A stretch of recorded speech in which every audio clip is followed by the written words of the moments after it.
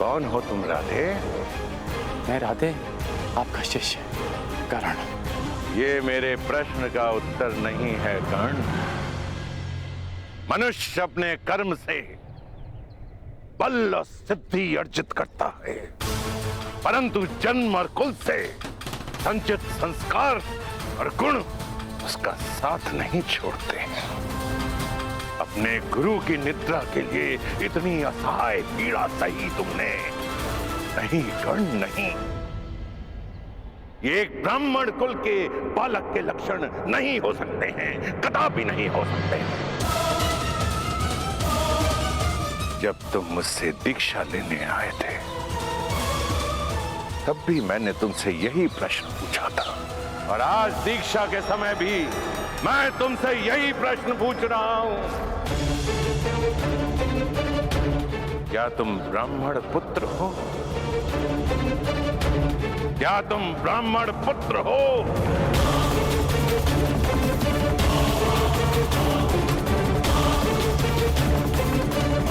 नहीं गुरुदेव,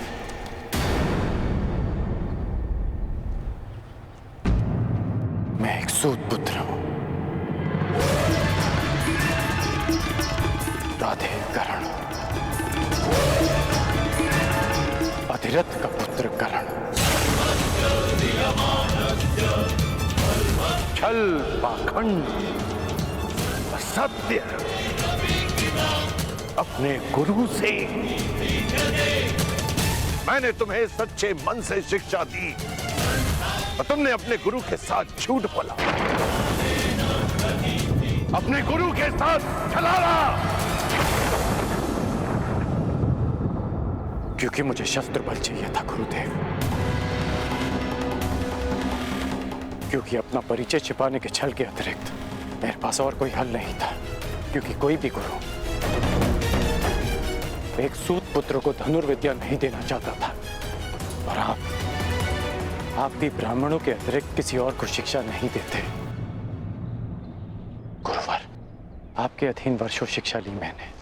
आप ही बताइए कि क्या इस कर्ण ने आपकी किसी भी आज्ञा का उल्लंघन किया? क्या ये अधिरथ पुत्र अपने गुरु की किसी भी परीक्षा में असफल हुआ? सफल हो या असफल, छल छल होता है कर्ण। और तुमने शिक्षा ग्रहण नहीं की, चोरी की है तुमने। तुम्हें इस अपराध का दंड मिलेगा।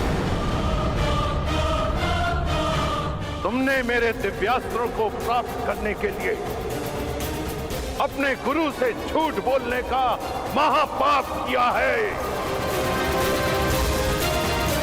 रोक है तुम पर।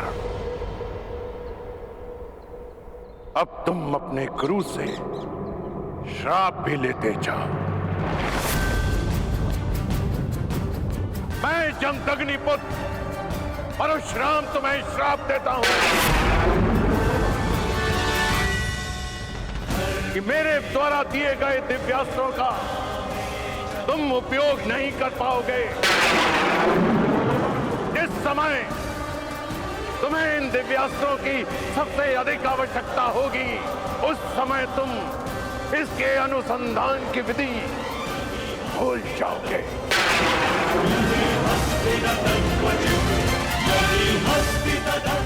मेरे द्वारा दिए गए दिव्यास्त्रों का आवाहन नहीं कर पाओगे। ये मेरा श्राप है।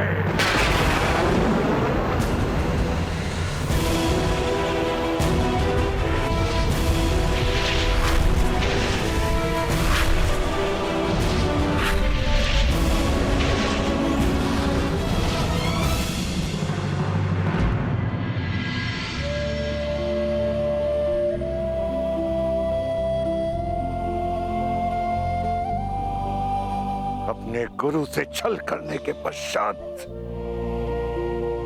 तुम अपने गुरु से दृष्टि मिलाने का साहस कर रहे हो। चले जाओ यहां से कर्ण, चले जाओ।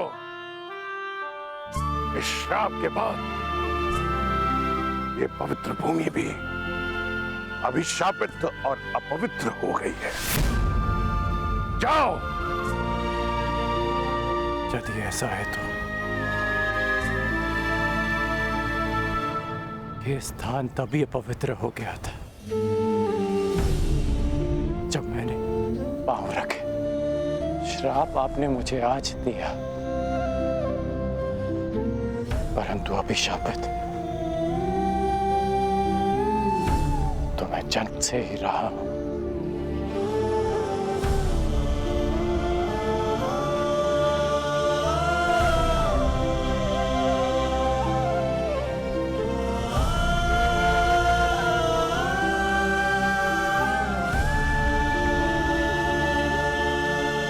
मुझे कोई खेद नहीं कि मेरा जन्म एक सूतकुल में हुआ है।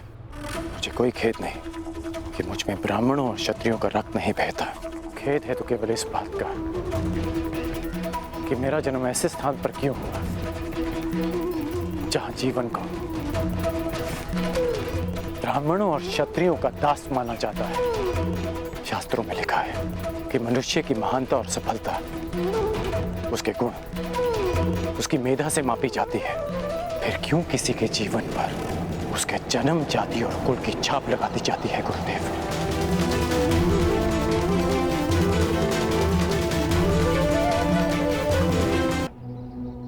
उसके गुण, उसकी मेधा से मापी जाती है। फिर क्यों किसी के जीवन पर उसके जन्म, जाति और कुल की छाप लगा दी जाती है गुरुदेव? जब विश्वामित्र राजकुल में जन्म लेकर ब्रह्म ऋषि बन सकते हैं, जब आचार्य द्रोण ब्राह्मण कुल के होकर क्षत्रियों को ललकार सकते हैं, जब मेरे महान गुरु परशुराम एक ब्राह्मण होकर शस्त्र धारण कर सकते हैं, तो फिर इस सूत पुत्र के साथ अन्याय क्यों गुरुदेव? क्यों ऐसा होता है कि यदि एक सूत पुत्र वेद की ऋचा सुन ले तो उसके मुख में पिघला सीसा भर दिया जाता है?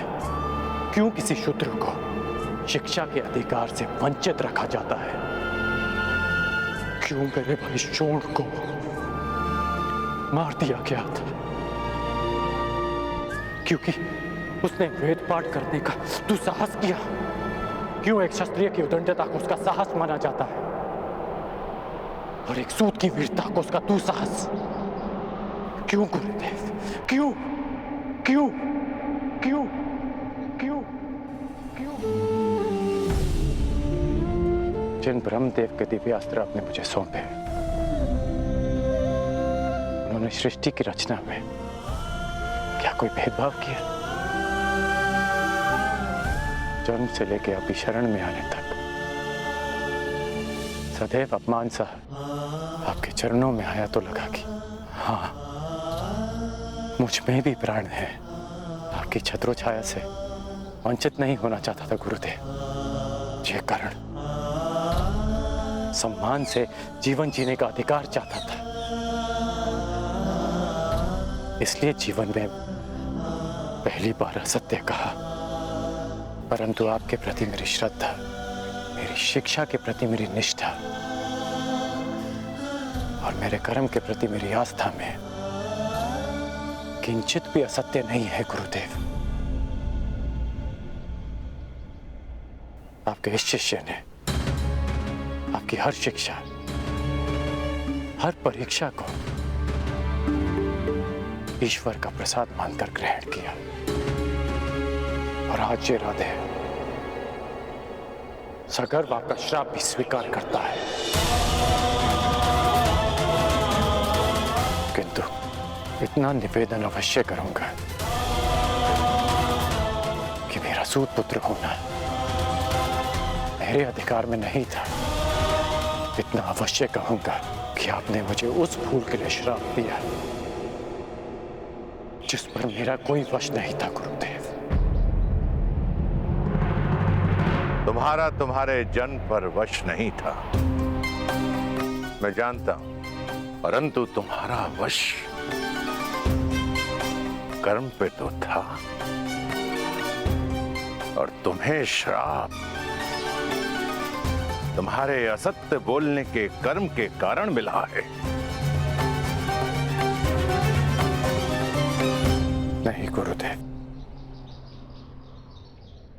एक सूत पुत्र को श्राप मिला क्योंकि उसका जन्म ब्राह्मण कुल में नहीं हुआ, क्योंकि एक सूत होने के पश्चात भी उसने सम्मान से जीवन जीना चाहा, अपना अस्तित्व बनाना चाहा, इसलिए एक सूत पुत्र को श्राप मिला। अपने गुरु से सत्य ना बोलने की भूल तुमसे हुई है कर्ण। और एक गुरु ने अपने शिष्य का सत्य जाने बिना उसे श्राप दे दिया। ये भूल परशुराम कर बैठा।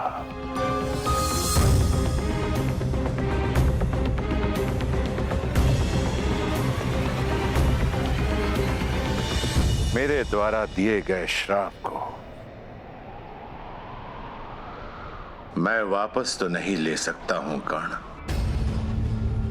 परंतु उसके प्रभाव को कम करने का प्रयत्न अवश्य करूंगा। आज से तुम्हारे बाणों में ऐसा तेज होगा जो तुम्हें मेरे अन्य शिष्यों से भिन्न करेगा।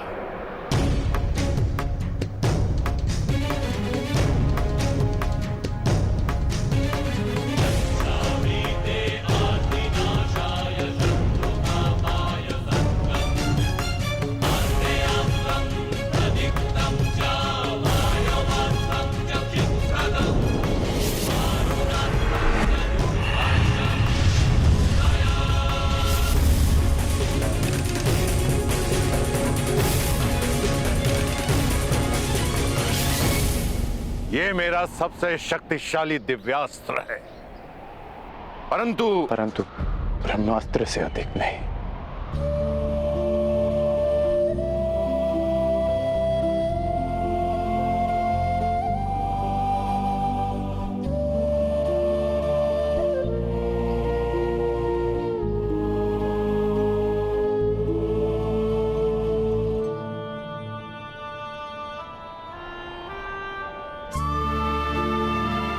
गुरु दक्षिणा मांगिए गुरुदेव। गुरु दक्षिणा क्या मांगू मैं तुमसे कर्ण? सब कुछ तो मैंने तुमसे ले लिया है, अब तो कुछ तुम्हें देना चाहता हूं।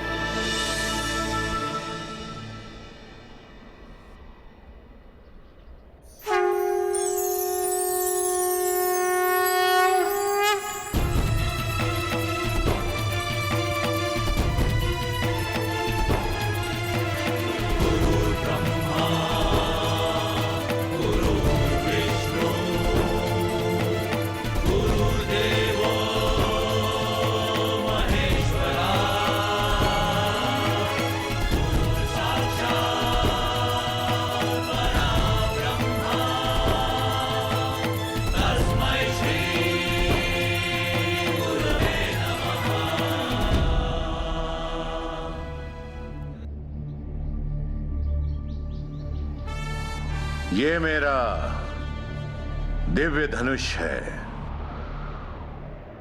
विजय। जब तक ये धनुष तुम्हारे हाथों में रहेगा, संसार का कोई भी योद्धा तुम्हें पराजित नहीं कर पाएगा कर्ण। जाओ पुत्र, जाओ, इस अभिशापित जीवन को स्वीकार करो। जन्म की पीड़ा और शाप का ताप सहकर भी तुम संसार के आकाश में सूर्य की भांति चमको।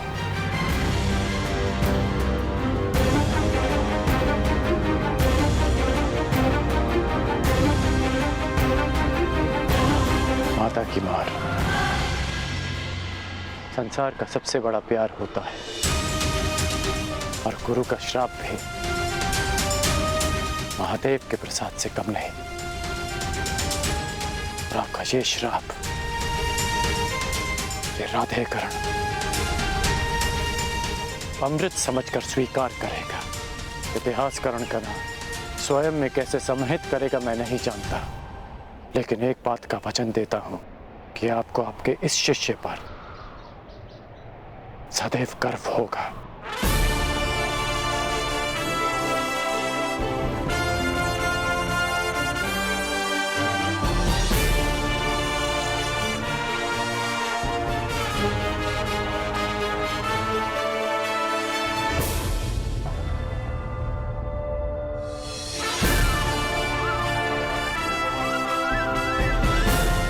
आज से मेरा नया जीवन प्रारंभ होता है।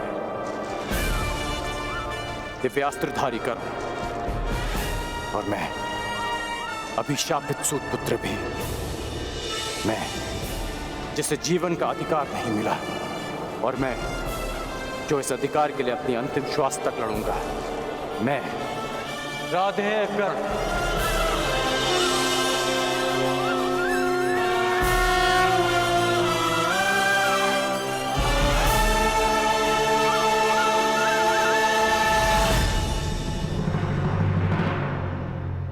परशुराम शिष्य, हस्तिनापुर के राजगुरु, महायोद्धा, प्रतापी आचार्य द्रोण पधार रहे हैं।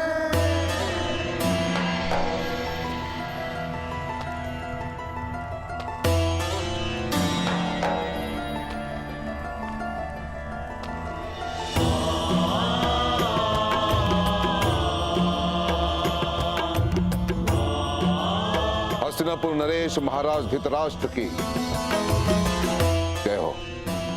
आपके स्वर से लगता है कि रंगभूमि कुमारों के प्रदर्शन के लिए तैयार है। जी महाराज, 105 योद्धा हस्तिनापुर के आकाश में अपने शस्त्र बल का तेज फैलाने के लिए प्रस्तुत है। और इतना नहीं महाराज, हस्तिनापुर की जनता अपने राजकुमारों के स्वागत के लिए आतुर है, प्रतीक्षा कर रहे हैं कि वे कब आएंगे। समय आ गया है जब मेरे पुत्र अपनी योग्यता का प्रदर्शन करेंगे।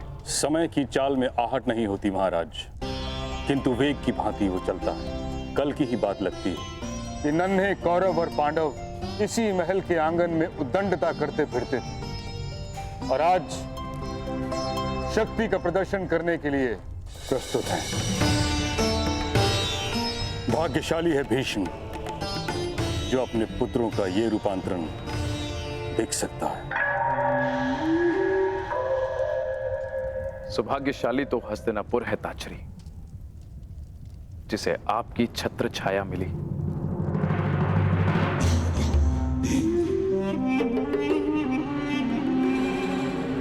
निसंदेह महाराज, निसंदेह, सत्य वचन। जिस राज्य के महाबली भीष्म और महाधनुर्धर द्रोण जैसे स्तंभ हो, वो राज्य सौभाग्यशाली होगा ही। और मुझे पूर्ण विश्वास है कि राजकुमारों का ये प्रदर्शन निश्चित रूप से हस्तिनापुर को गर्वित करेगा। आनंद दुगना हो सकता है महाराज, यदि क्या शकुरी? महाराज, चपल धनुर्धर वो है जो एक बाण से 2 लक्ष्य साधे, और चतुर राजनेता वो है जो एक ही आयोजन से 2 प्रयोजन सिद्ध करे। आपका तात्पर्य क्या है गंधार नरेश? यही कि क्यों न इस प्रदर्शन को एक मैत्रीपूर्ण प्रतियोगिता का रूप दे दिया जाए, और कल की रंगभूमि में जो विजेता होगा उसे क्यों न युवराज घोषित कर दिया जाए महाराज।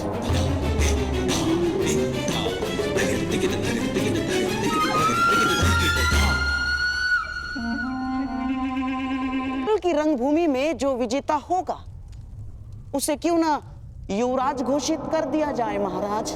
प्रतिस्पर्धा प्रतिद्वंदियों के बीच होती है गंधार नरेश, भाइयों के बीच नहीं। इस प्रदर्शन का लक्ष्य है राजकुमारों की क्षमता को परखना, युवराज का चयन नहीं। मैं तो केवल एक सुझाव दे रहा था महामहिम, और और यदि मैं भूल नहीं रहा हूं, यदि मुझे विस्मरण नहीं हुआ है, तो स्वयं आपने ही महाराज को वचन दिया था। जिस दिन दोनों राजकुमारों ने सामर्थ्य और ज्ञान प्राप्त कर लिया, उस दिन होगी प्रतिस्पर्धा और उनकी क्षमता के आधार पर हस्तिनापुर अपना नया राजा नियुक्त करेगा। अब जब महागुरु द्रोण ने घोषणा कर ही दी है कि 105 राजकुमारों का प्रशिक्षण पूर्ण हो गया है, तो क्यों हस्तिनापुर को युवराज सुख से वंचित रखा जाए? इस राजसभा को अगले सम्राट के दर्शन क्यों न कराए जाए ना? फिर भी ये एक केवल सुझाव मात्र है, सुझाव मात्र। यदि महाराज धृतराष्ट्र इस प्रतियोगिता को अनुमति दे तो।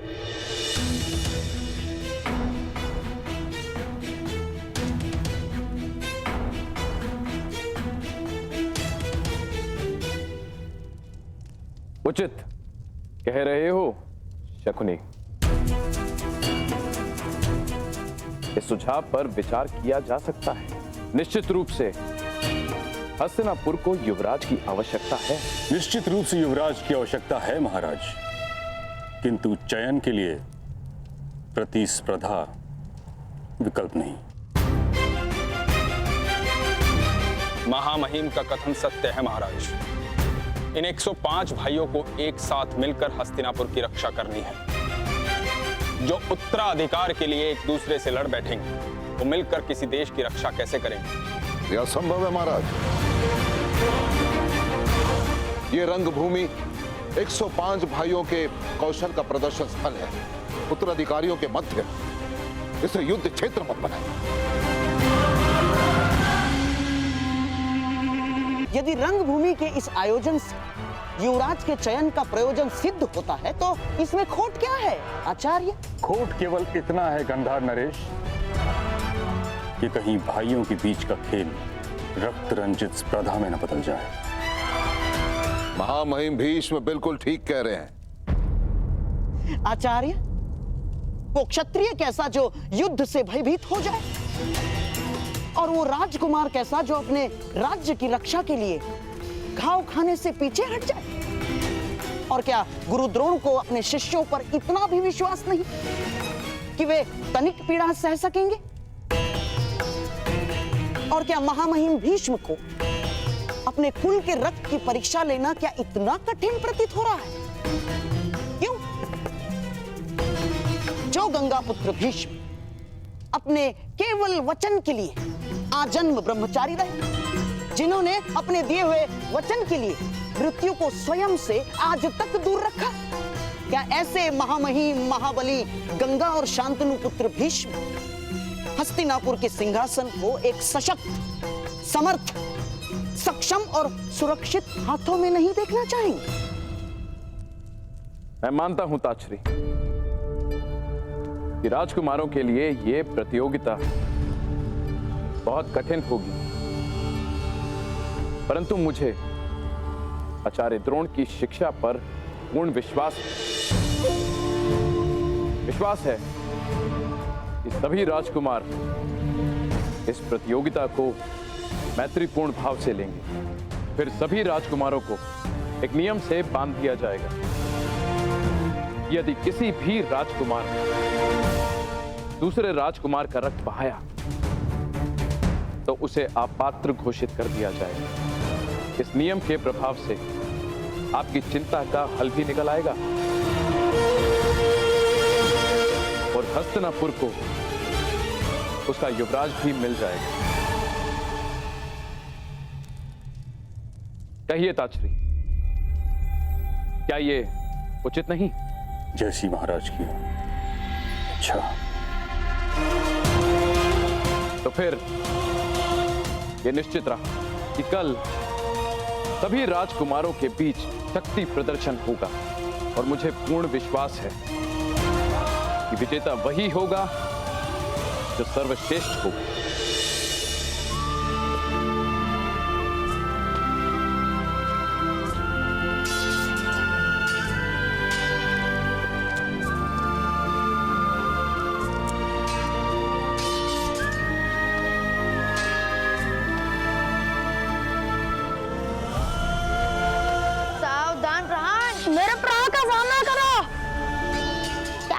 कल रंगभूमि में प्रदर्शन करोगे कौरव और पांडवों के साथ? प्रदर्शन? कैसा प्रदर्शन? कल हस्तिनापुर के 105 राजकुमारों का शक्ति प्रदर्शन है। सुना है कुमार अर्जुन अपने धनुर्विद्या का कौशल भी दिखाएंगे।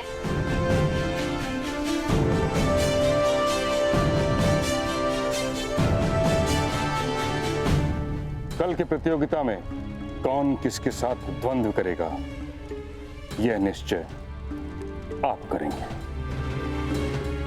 प्रतियोगिता पक्षपात रहित होनी चाहिए महामहिम। आप आचार्य द्रोण पर संदेह कर रहे हैं गंधार नरेश। नहीं महामहिम, कदापि नहीं। मैं तो केवल मानवीय निर्बलता की बात कर रहा हूं। कितना भी प्रयास कर लीजिए, घुटना पेट की ओर ही मुड़ता है। और ना चाहते हुए भी एक माता अपने पुत्र के पक्ष में ही बोलती है महामहिम।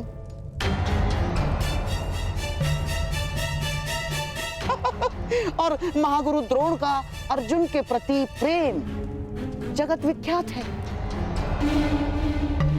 वो तो पहले ही घोषणा कर चुके हैं कि इस संसार का सर्वश्रेष्ठ योद्धा अर्जुन ही है। बस कीजिए गांधार नरेश शकुनी। आप द्रोण के न्याय भाव पर आक्षेप लगा रहे हैं जो उचित नहीं है। नहीं आचार्य, नहीं। मैं तो वो कह रहा हूं जो कल सारा हस्तिनापुर कहेगा। तो आप चाहते क्या हैं? मैं तो केवल महाराज को यह निवेदन करना चाहता हूं कि द्वंद्व के प्रतियोगियों का निर्णय कोई मनुष्य ना करे। तो फिर कौन करेगा शकुनी? वो जिसमें पक्षपात का भाव ना हो।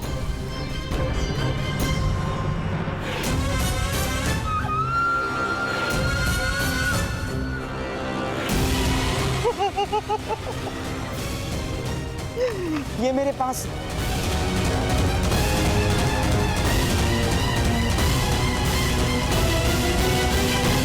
मैं भी कल रंगभूमि में जाकर कौरवों और पांडवों के बीच अपना प्रदर्शन करूंगा और ऐसे तलवारबाजी करूंगा। मूर्ख, अज्ञानी, हमारे जैसे छोटे लोगों को दिन में स्वप्न देखने का अधिकार नहीं है। ये रंगभूमि राजपुत्रों के लिए है, तुम्हारे लिए नहीं है पुत्र। तुम लोहार के पुत्र हो, लोहार का काम करो, छोड़ो ये तलवार वलवार चलाना। अपनी निर्बलता और उस पर क्यों थोप रहे हो? हर बालक का अधिकार होता है अपना भविष्य चुनने का, अपना भाग्य स्वयं लिखने का।